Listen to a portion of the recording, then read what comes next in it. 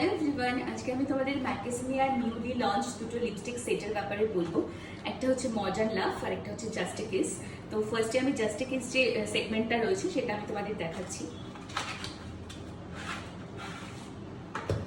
দেখো, এটার মধ্যে 12 ডিফারেন্ট শেডস রয়েছে।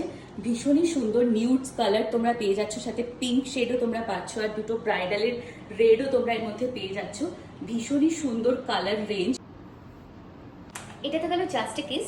এবার মডার্ন লাভ যে সেটটা রয়েছে সেটা আমি তোমাদের সঙ্গে শেয়ার করছি। দেখো, এটাও ভীষণ সুন্দর শেডসগুলো। এটার মধ্যে পিঙ্ক কালার, নিউড রেডের ভাইব্রেন্ট রেড কালার সবই তোমরা পেয়ে যাচ্ছ। তো দেখে নাও একবার কালার্সগুলো।